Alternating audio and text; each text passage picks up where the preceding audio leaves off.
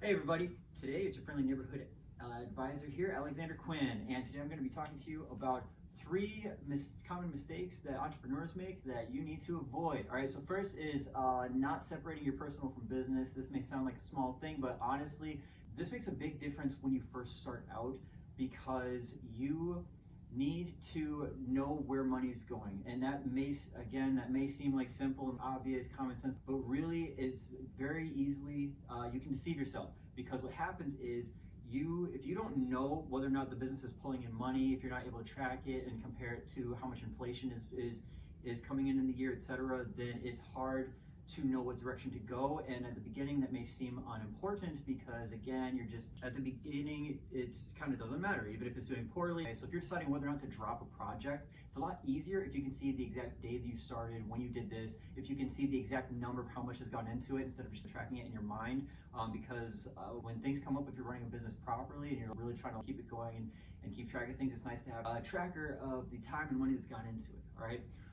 But it helps for tax time if things are more organized, even if you don't need to. Even if you do real estate and you do pass-through income, which basically means you file pretty much how a typical person files instead of filing as a business, you get to basically put your real estate taxes on there as if it's just a regular job, kind of. You don't have to file separately if you don't want to, and that works out pretty well. But even then, it is still nice to have your stuff separate, and the IRS will also be happier, and you'll be audited less, etc. So, but it's nice to see your numbers, where they're actually working, how they're shaking out, and then if you really want this to work, then you should try to keep them separate. It's a pretty easy thing to do. It causes a lot of benefits, and then you can see, okay, money going out, money coming in, how much profit are you actually getting from it, especially if you have another job on the side, or if you want to see how much you're spending as well, you can see how much you're pulling from your business. If it is making money, it'd be nice to see, here's what your expenses are, here's how much you are draining from the business, to see if it really is making money or not, and how much on average, and how much you're pulling out on average. And then your personal account, also staying organized, is helpful, because then you can see whether you are spending money that,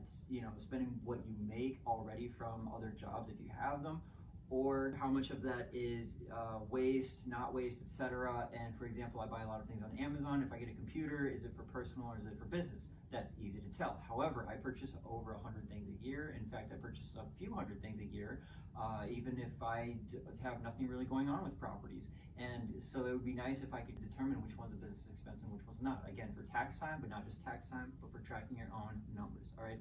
So tip number two that is pretty common for entrepreneurs to make is the budgeting aspect. Budgeting, again, it sounds like a common sense thing, and it also seems like, well, maybe I can hold off on that until another time, but I recommend doing at least a quick and dirty version of this so that you can see what's really going on. Budgeting, really just make sure you know what your expenses are, what your income is, and that you can see the numbers, how they really are. So the tracking aspect, again, is kind of the same thing, just because it falls into the same category of the most common mistakes. I'm trying to make this universally helpful to the most amount of people. So that's why these are kind of falling into a similar category. But as far as budgeting goes, even on your personal aspect of finances, you want to see what income's coming in, how much you typically spend, look at the median amount that you spend over the last few months to get a rough estimate of how much your expenses typically are, and then just make sure that your income is higher than your typical expense, and make sure you have enough money to kind of save some on the side or invest in your business or whatever it is that you're doing, and make sure that all of that pans out. You actually want to start with saying, here's how much money I want to save per month, here's how much I want to put towards the business per month, here's what my expenses are, and that tells you how much money you need to make. And that way, you know, you either need to make more or spend less, and you can make sure that you're prioritizing things in the right way. If you need to spend, let's say, $200 a month on your business, but you're not making enough to do that, then you need to know ahead of time that you need to make more or spend less before you go into it, waste time, or lose traction. Once you start, it's nice to keep that traction going, because if you have what you need, then you're going to just kind of keep pushing. Once you purchase that domain space, that website, whatever, once you put in that first 10 bucks, you start getting set up. If you keep rolling, you have all the ideas in your head, and it's easy to get moving. If you don't seem to be forgetting a whole lot of things, that's pretty normal in the beginning, but that changes very rapidly, and it's harder to get into the mindset when things actually start rolling, because then all of a sudden you realize why you need a legal person, a technical person, etc., like all these people in these fields, etc. But yeah, tracking budget, whether it's, even if you didn't have a business, if it's just going to be for personal, then that also is helpful, because then you can see and make a game plan for if you need to make more, spend less, and also what you can afford and how that money can best go in different places. For example, if you have less than $2,000 in the bank account, then you need to be saving up. If you have more than $2,000 in the bank account, you need to be investing. Completely different approaches whether on different sides of the coin. If your credit's poor, you need to build that credit and you need to take out loans, get credit cards, etc. But if your credit is fine, you need to stop. You're good. You need to stop doing that immediately, or it's going to hurt your credit. It's just completely opposite approaches. Once you hit having about 2,000 saved in your account, completely different approaches. It's like Gordon Ramsay, Dave Ramsey. I think Gordon Ramsay's the cook. Dave Ramsey, I don't know, one of them. One of them is a genius at saving up for 99% of people. Awesome. Until you have about 2,000 in your account, then you do the opposite. The guys save up. That's great, but once you have about $2,000, the inflation this year, I don't know what it is this year, I guess, but let's say the inflation is 10%, you just lost $200 a year. The money in your account is supposed to save you money. So if your car breaks down, instead of taking out a loan or failing to take out a loan, it saves you the interest. Or if you fail to take out the loan, it doesn't save you interest because you're not taking out the loan, but then you don't have a car to get to work. It costs you more in taxi, bus, Uber. Not that it actually costs more, it depends on where you are, but it can cost more. It can just take time out that you could have spent doing other things or making more money on the side. So your money is supposed to make you money. Well, it's not doing that if it's sitting in the bank and you don't actually have anything come up that year, or it's costing $200 a year. Are you really saving $200 a year if you have it available when that time comes? Plus, what if two things hit? 2,000's gone and then da-da-da-da, right? So if you have 2,000 or more, you should really be investing that. Not the point of this video. I'm a bit of a rambler in case you didn't notice. Sorry to your ears. Once you hit about 2,000, you want to find a way to invest it where it's still liquid. Liquid means you can turn it into cash pretty quick. So that would be investing in a safe way where you just pull it right out if you need to, even if it's just some type of high yield savings account or something like that. But the third thing for people to, so budgeting is pretty important. But the third thing is to track it, because a lot of people don't realize what expenses they actually have. That's actually a big thing I've seen too.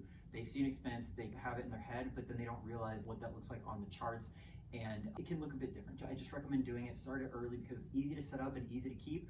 Hard to set up after you've already started, especially if your taxes start getting mixed up. Cash flow management is number 3, numero tres. So cash flow management, basically the money that you take in is not what you think it is. Those numbers, people misinterpret that a lot. Actually, that is extreme. That might be the most, that's not the most common, it's the most common that will typically ends people. I've seen so many people where I ask them how their business is doing, or they come to me for a loan or for advice or whatever, and then I take a look at their sheets, their numbers, to see how invested I can get into risking my own skin in the game. And I say, hey, let me see your numbers real quick. And they're like, I'm doing great, I'm doing fine, da da da. And they're all think they're doing fine because whenever they need money, they can go cash in an invoice and their account is floating. But floating is just waiting to sink. You can't swim forever, all right? Period. There are no life vests. You gotta find land and eat at some time. You can't just float out of the ocean. It's not gonna work out. You're waiting for something to happen. All right. Life is not kind. You don't just randomly win the lottery or find $10,000 or whatever. What happens is eventually your car breaks down, or something happens for your business, or someone tries to sue you, or you get hit with some type of scam. So you need to be doing better than floating.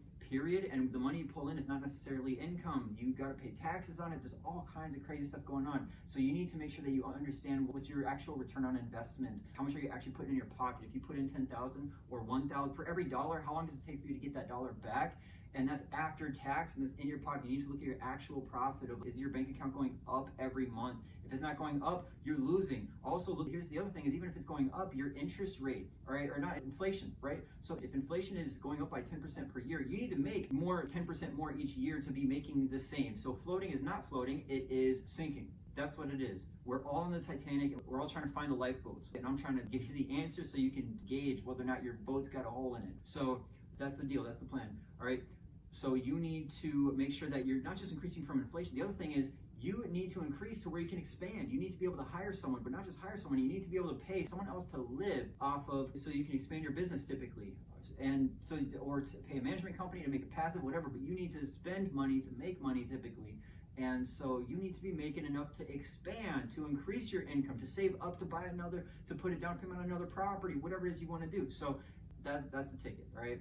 So make sure you understand and don't misinterpret your income, all right? So I hope that helps somebody out there. Y'all take care and have a wonderful day.